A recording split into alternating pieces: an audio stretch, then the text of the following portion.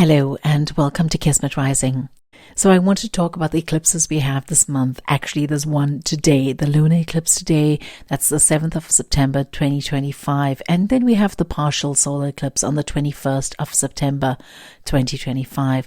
Now, I made a video earlier stating that the eclipses are in October, and I'm sorry about that. I made a little mistake. I want to talk about what it means for the most of you. So the energy of this September eclipses has been building for such a long time and for the last 6 months.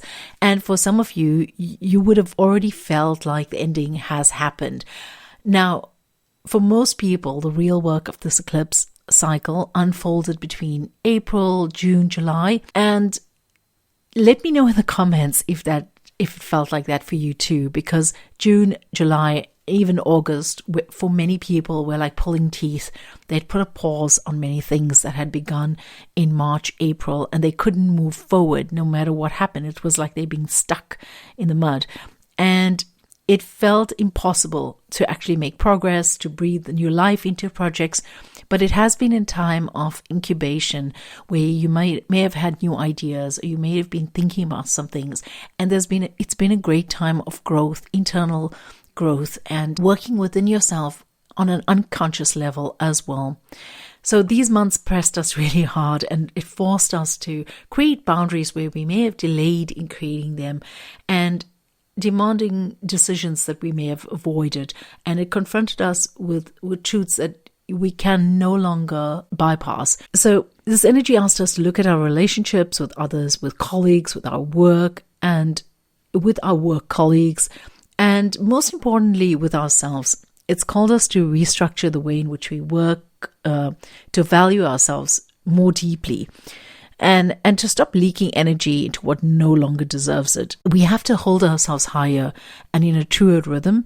And this goes as well to the way in which we manage our health and our bodies and our daily rhythms. Okay, so all this energy has asked us to look at our daily rhythms as well as all our relationships, because ultimately this is eclipse cycle, and really these years between now and 2027 are asking one question: what is your soul here to accomplish? What is the vision, the work and the expression of you that is not optional but essential, that you absolutely have to carry out, and the work that absolutely has to be done in order for you to continue?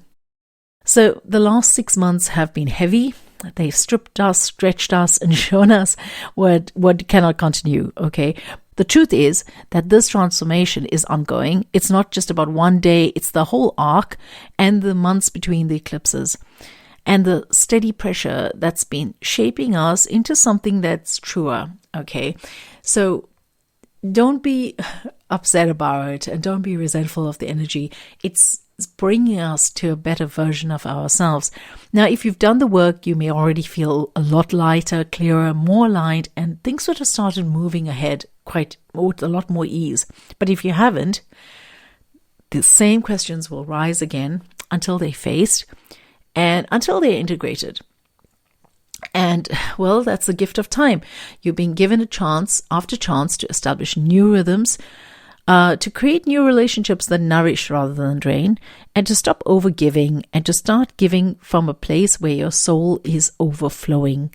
Now pause and listen to what that means for you, and what does it mean for your soul to be overflowing? Because when you live and act from your soul's own true alignment, everyone benefits. It's a prayer that reaches and ripples out to everyone in this world. The entire world shifts with you working from your own soul's true alignment. And that is the best thing that we can do for ourselves. Now, these eclipses are not just cosmic events, they're mirrors.